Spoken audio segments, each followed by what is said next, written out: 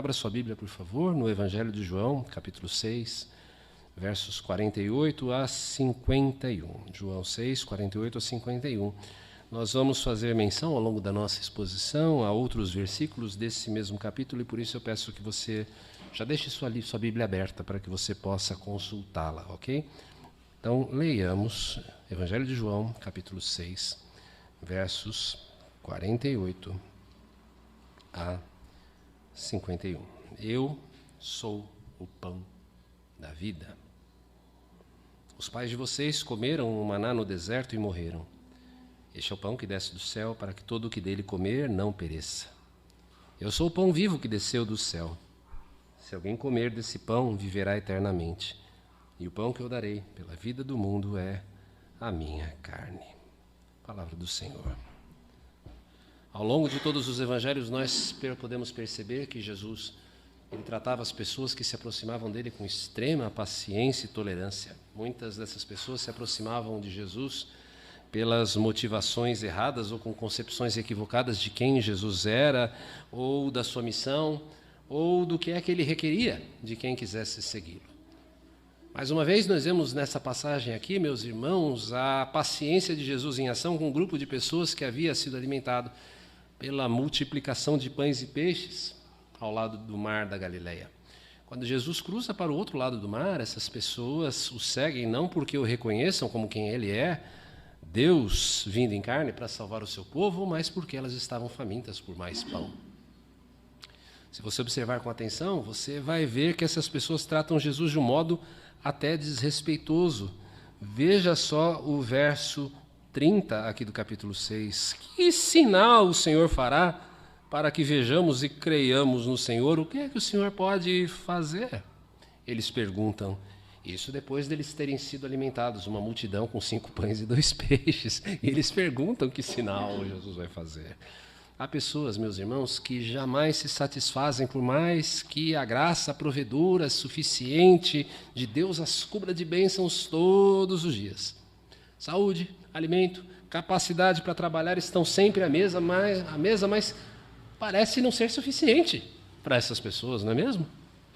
Se nós pensarmos bem, meus irmãos, esta visão, o que é que o Senhor pode fazer por mim, é uma visão utilitarista de Jesus. Jesus nos serve quando Ele nos serve. Jesus passa a ser um recurso na prateleira, tal qual a dipirona que eu tomo quando eu estou com febre, ou então o pano de limpeza quando eu derrubo um copo sobre a mesa. Resolvido o problema, o remédio e o trapo velho voltam para o armário, até que a necessidade se faça presente novamente. Muitas pessoas tratam Jesus assim. Esse modo de relacionar-se com Cristo, meus irmãos, baseado naquilo que Ele pode dar, está na raiz de algo que nós, reformados, criticamos de peito estufado, a teologia da prosperidade. Nós batemos no peito e dizemos, nós não somos a universal. Mas será que nós somos muito melhores? Já que vivemos ansiosos com os problemas reais ou imaginários que nos assaltam, ou quando nós murmuramos em face da adversidade? Qual é o problema aqui? O relacionamento com Deus, nessa passagem, nessas circunstâncias que eu apontei aqui, ele é medido pelo quanto ele está disposto a atender às minhas demandas. Se ele não me cura, se ele não me dá o emprego dos meus sonhos, se ele não resolve os meus conflitos na família ou no ambiente de trabalho, então deve haver algo de errado, ou comigo ou com ele. Será que eu fiz algo errado e por isso ele não me ouve? No fundo, meus irmãos, pensar assim esconde a ilusão de que, de algum modo, eu posso manipular a mão de Deus, algo que é absolutamente contrário a tudo aquilo que nós cremos como evangélicos. Ou então, nós pensamos, Deus não me ama o suficiente para se importar e eu não tenho a quem recorrer, na verdade, no final das contas. Quando Jesus se identifica com o pão da vida, o que ele deseja é revolucionar a nossa maneira de ler as nossas necessidades e revolucionar também a maneira como nós entendemos o nosso relacionamento com Deus. Jesus quer que eu e você abandonemos o subterrâneo da fé utilitarista e nós elevemos até a cobertura do amor de Deus que nos dá o seu Filho, para que nele nós possamos ter a vida eterna. Jesus é o pão que nos satisfaz. Jesus é o pão que nos satisfaz. Um pão capaz de satisfazer a nossa necessidade, a minha, a sua necessidade, a necessidade mais profunda, mais significativa, mais relevante que eu e você temos. Primeiro, vamos ver em que sentido Jesus é o pão da vida. Quando a Bíblia fala de pão, ela está tratando da necessidade física mais elementar do ser humano. É nesse sentido, por exemplo, que nós temos a petição do Pai Nosso, o pão nosso de cada dia nos dai hoje. Talvez se essa fosse uma mensagem pregada aos indígenas de tribos mais remotas, eu teria de dizer que Jesus é a mandioca da vida. Já que esta raiz, a mandioca, é a base da alimentação desses povos. Se fosse uma audiência de office boys da década de 80, talvez eu estivesse dizendo que Jesus é o churrasco grego da vida. Obviamente essa é uma brincadeira, mas que mostra o fato de que Jesus está falando aqui de qual seja a necessidade mais básica do ser humano, essa necessidade que ele é capaz de satisfazer. Qual é a sua necessidade mais elementar, na sua opinião? A resposta pode variar de pessoa para pessoa ou de grupo para grupo. Tudo depende da sua percepção de qual é a sua fome e de qual é a maneira de saciá-la. Para uma criança com fome na África, a necessidade perceptível é de um prato de comida. Para alguém que está enfermo num leito de UTI, ver a saúde restaurada pode ser a maior necessidade que essa pessoa experimenta. Para uma mãe que está cansada dos cuidados do dia a dia, uma noite bem dormida é o que satisfaz, é o alvo. Porém, todas essas necessidades percebidas, ainda que elas sejam variadas, existe algo em comum. A satisfação é passageira. Porque a fome da criança na África vai bater novamente em algumas horas. O enfermo, mesmo que seja curado, vai voltar a adoecer. E o sono reparador da mãezinha é apenas um pit stop para mais um dia na correria. A necessidade sempre volta, a satisfação é passageira. Esse é o ponto de vista aqui, o ponto do verso 49.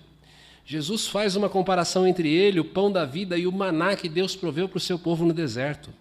Ninguém há de negar aqui, meus irmãos, que o maná era uma dádiva miraculosa, um ato maravilhoso de Deus que sustentou o seu povo por 40 anos no deserto.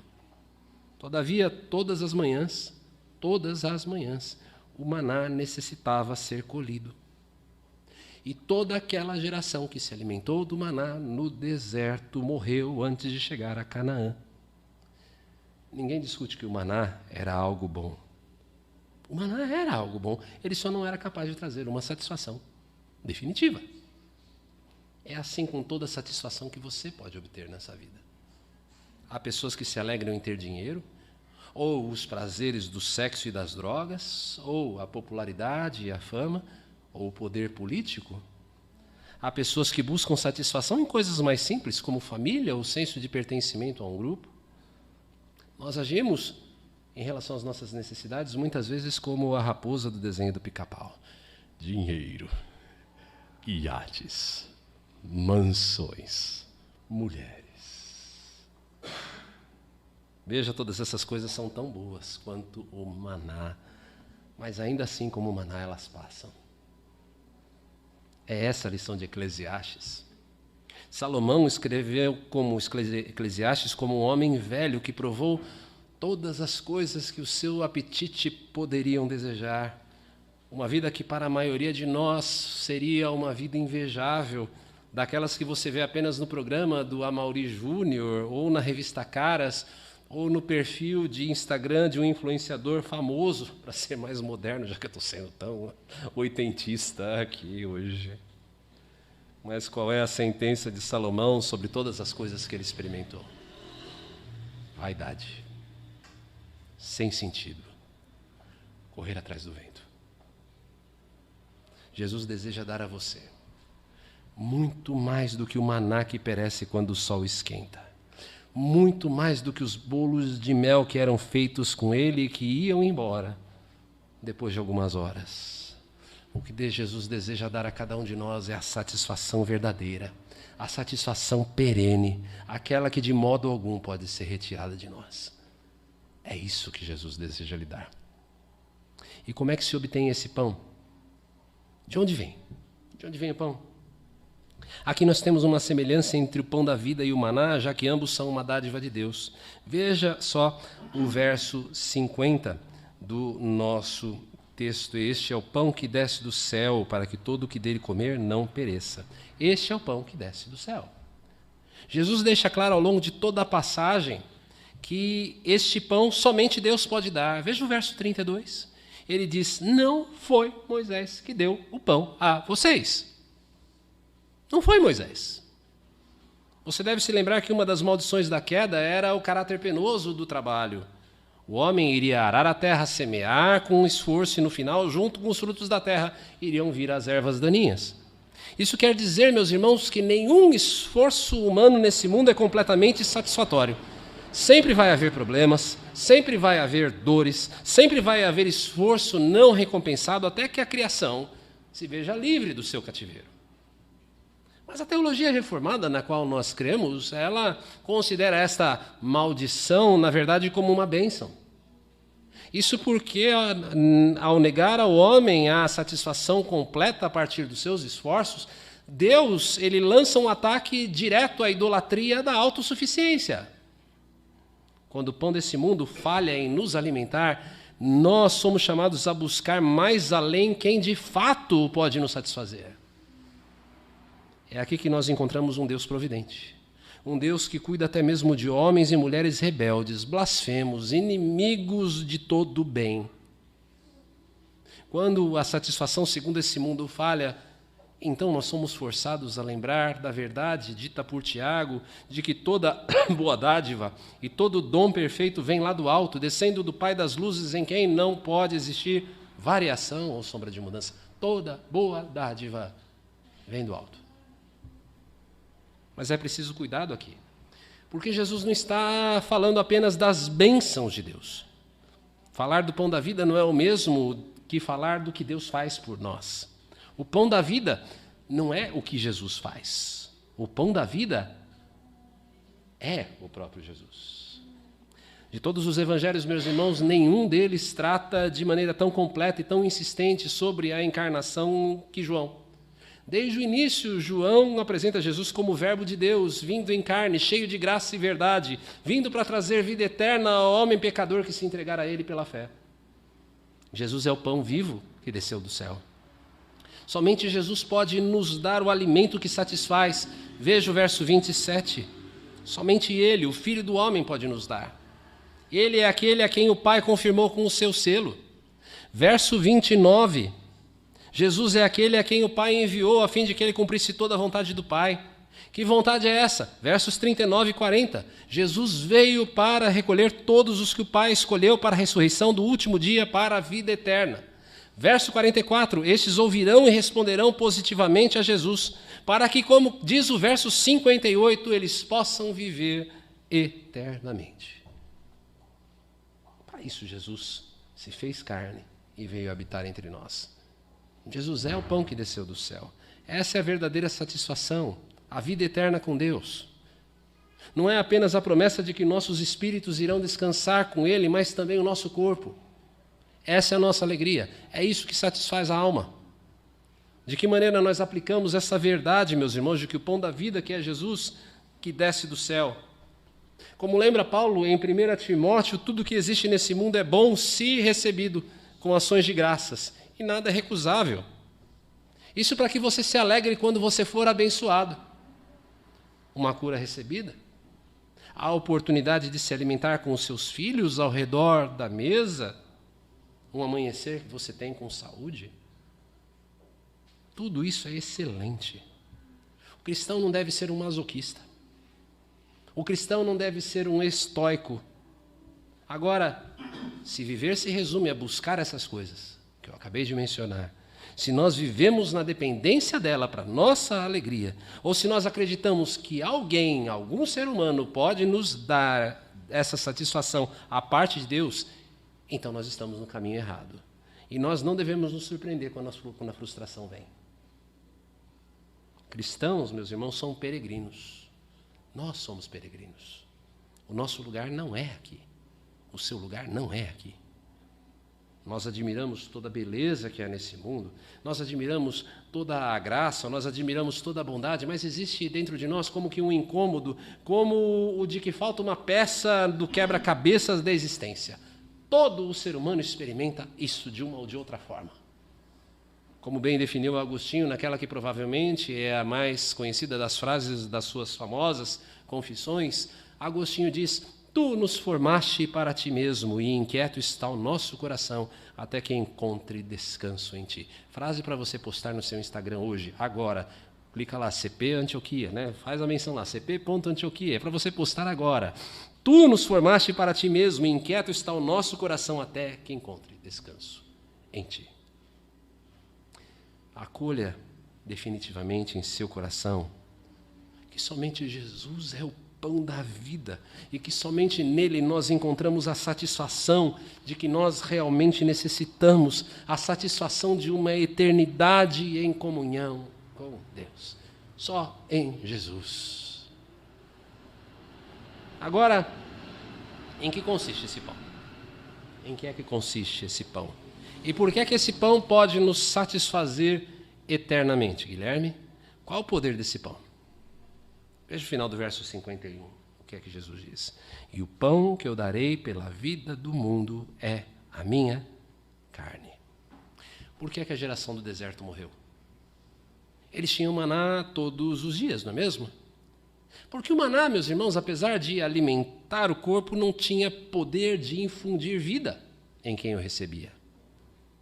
Enquanto nós vivermos nessa realidade, que é a realidade da queda, nós temos a morte tal como uma bomba relógio armada no nosso DNA.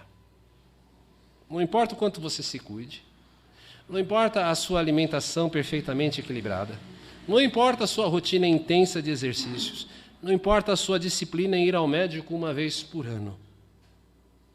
Tal qual o escravo que correu ao lado dos conquistadores romanos nos seus desfiles de triunfo, nós ouvimos um sopro que nos lembra o tempo todo. Memento mori. Lembra-te de que és um mortal. Você vai morrer. E que satisfação pode haver na vida quando a mortalidade está sempre diante de nós?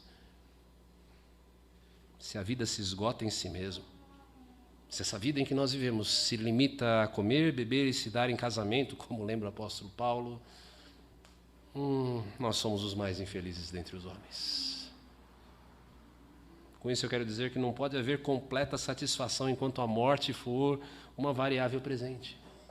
É preciso extirpá-la como você extirpa um tumor ou então um membro condenado. Mas o que é que significa realmente morrer? Ainda que nós, como cristãos, tenhamos a esperança da vida eterna, experimentar a morte é algo que dói. Dói experimentar a morte. Porque o aspecto mais terrível da morte é a separação que ela representa, a sensação de que, pelo menos por algum tempo, nós estaremos privados da companhia de quem nós amamos. Por isso nós vemos a morte como muito mais do que a cessação da vida física. Morte na vida tem a ver com separação. Separação espiritual. Por conta do pecado, eu e você estamos separados de Deus. Mais ainda, nós estamos definitivamente separados de Deus. Morrer para o homem sem Cristo é morrer para sempre. É passar a eternidade num lugar de sofrimentos inimagináveis. Tão inimagináveis quanto são as glórias do céu. Isto é morrer, à luz da Bíblia. Separação eterna de Deus. Cristo se fez carne, meus irmãos, para suportar na sua carne a nossa morte. Toda a dor, todo o sofrimento humano por conta do pecado, a morte física reservada a todos que pecaram, eu, você, todos nós, a punição eterna causada pela ira de Deus, a inimizade entre Deus e o homem, tudo isto foi lançado sobre Jesus Cristo, sobre a carne de Jesus. Mas essa é uma via de mão dupla. Porque enquanto Jesus recebe sobre si a nossa morte, a nossa punição, nós recebemos a sua vida por meio da ressurreição. Nós morremos para o nosso pecado com Ele, para vivermos com Ele por toda a eternidade. É nesse sentido que Jesus identifica o pão da vida como a sua carne. Nenhuma satisfação, meus irmãos, que se possa obter nessa vida pode, de algum modo, ultrapassar a satisfação que nós podemos ter, que nós podemos experimentar, sendo reconciliados com Deus. A vida de Cristo infundida em nós é céu aqui. A vida de Cristo infundida em nós é eternidade presente. Agora, as aplicações aqui são muitas, mas eu chamo a sua atenção para algumas delas. Primeiro, o pão da vida cancela todo escrito de dívida contra Deus, toda sentença de morte, toda condenação. Muitos de nós somos assolados pelas culpas do nosso passado, pelos rancores não tratados, pelos remorsos das oportunidades mal utilizadas, ou pelo remorso das oportunidades que você não utilizou. Todos nós temos um passado. O pão da vida lança fora a morte que há na nossa história. Quando nós nos alimentamos dele, nós temos a certeza de que nós estamos em paz com Deus. As agruras por que nós passamos, sejam elas passadas ou presentes, não são de modo algum um sinal de inimizade com Deus. Você pode passar por todos os problemas dessa vida, mas você sabe, você está em paz com Deus. Você sabe que você foi reconciliado, porque é isso que o pão da vida faz com quem se alimenta dele. Segundo, o pão da vida é o pão da esperança. Nós sabemos que nós vivemos para a eternidade, que quando nós formos feridos pela morte, esse ferimento não é em definitivo. Nós descansamos nessa vida para despertarmos na vida eterna ao lado de Jesus, livres do pecado, livres de todo sofrimento, livres da própria morte. Quem comer desse pão irá viver pela eternidade de Jesus. Console-se. Conforte-se, anime-se nessa certeza quando os laços de morte te alcançarem, seja pela doença, seja pela perda, seja pelo luto, que isto, o pão da vida, preencha a tua vida, porque ele é o pão da esperança. Terceiro, o pão do céu é o pão da novidade de vida. Por meio dele, nós recebemos a força para vivermos uma vida santa. Nós sabemos que a carne de Jesus, o pão da vida, já foi partida por nós. Desse modo, já não somos mais nós que vivemos, mas Ele que vive em nós. A vida que o pão da vida infunde em nós é poder para nós rejeitarmos o engano do diabo, para nós rejeitarmos as tentações da nossa carne, para nós rejeitarmos o modo pecaminoso de ver o mundo. Quando a tentação atacar você pode até dizer, eu não quero obedecer. O que você jamais pode dizer é, eu não posso. Diga, eu não quero. Jamais diga, eu não posso. Quarto pão da vida é o pão do amor de Deus. Porque não pode haver prova maior de quanto nós somos amados do que o pão vivo que desceu do céu, assumir a nossa carne, carregar os nossos pecados, ressuscitar e interceder por nós ao lado de Deus.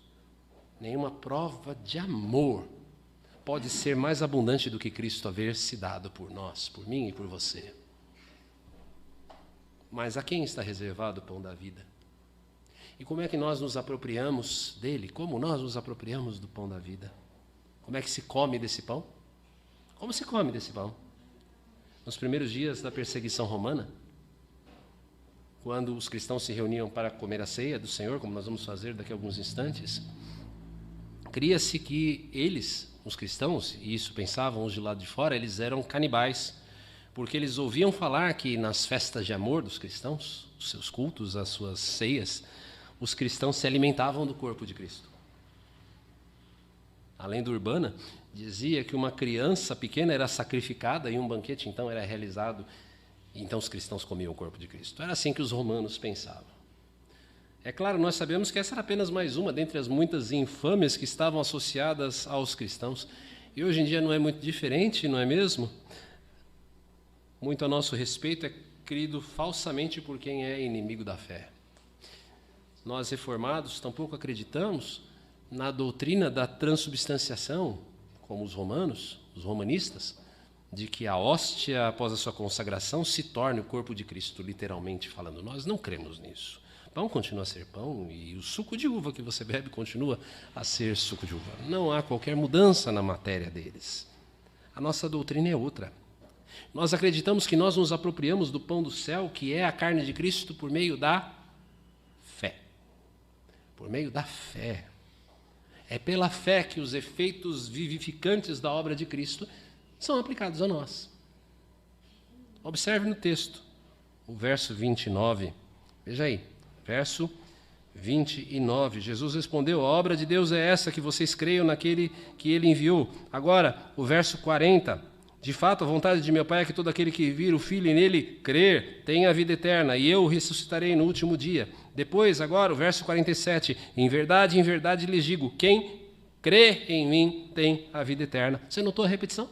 Crer, crer, crer. Viu? É assim que você come o pão da vida, pela fé. Aproprie-se de Jesus pela fé. É crer que Jesus é quem ele disse que é, e é crer que Jesus fez aquilo que ele disse que iria fazer. É assim que você se apropria do pão da vida. É crer que o sacrifício de Jesus foi eficaz, que o Pai aceitou a sua oferta em nosso favor, e que por conta disso a inimizade foi eliminada. É crer nisso.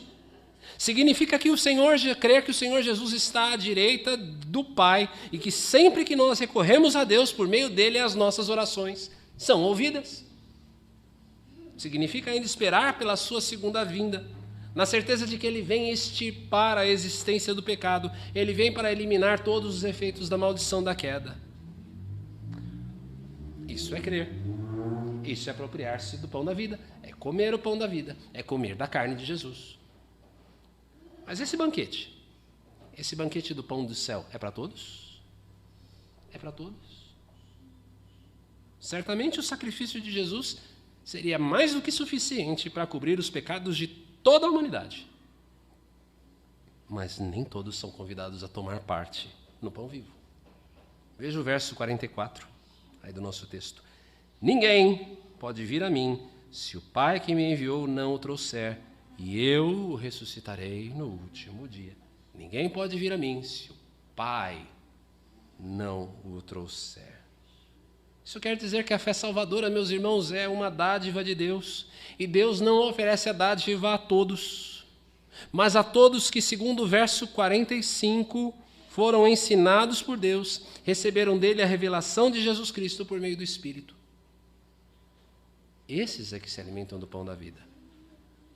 É algo ofensivo, não é mesmo? Pensar que a salvação é dada a critério de Deus, independente de obras. Apesar disso, faz todo sentido. Primeiro porque nós somos criaturas, ele é o Criador e ele faz com os seus aquilo que ele bem quiser. É o argumento de Paulo em Romanos 9. Segundo porque nenhum de nós merece tamanha dádiva. E nós jamais chegaríamos a ela se Deus não iluminasse o nosso entendimento. Nenhum de nós merece a salvação. O que eu e você merecemos é o inferno. Aquela música que hoje em dia, bem que já está meio passada, mas que a gente ouvia há uns tempos atrás, Senhor, restitui o que é meu. Cara, isso é uma balela. Eu não quero que Jesus restitua o que é meu, não. Restituir o que é meu é restituir minha culpa, é restituir o meu pecado, é restituir minha condenação. Isso é meu.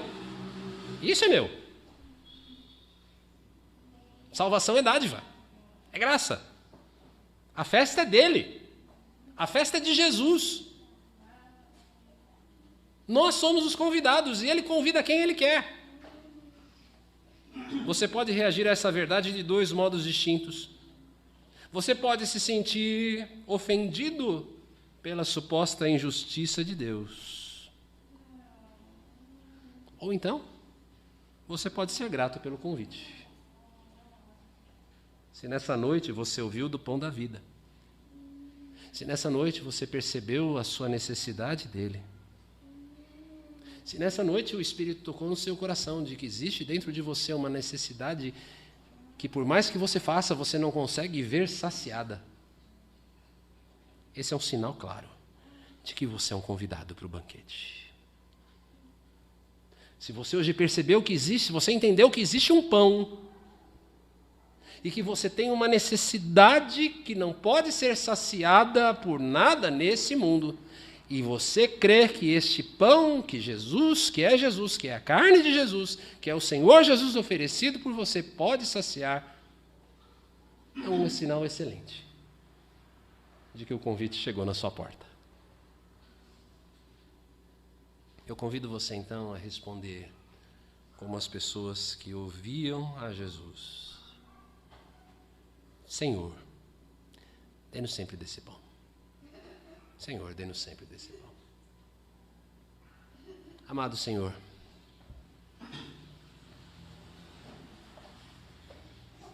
graças te damos, ó Deus, pelo pão vivo que desceu do céu. Pão que sacia toda e qualquer necessidade. Pão que é mais do que suficiente, ó Senhor, para vivermos uma vida abençoada e feliz à espera da bem-aventurança do céu.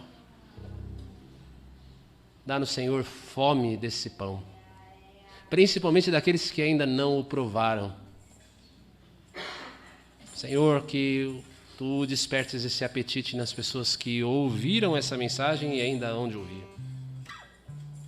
Bendito Senhor, e a nós que já comemos, já provamos desse pão.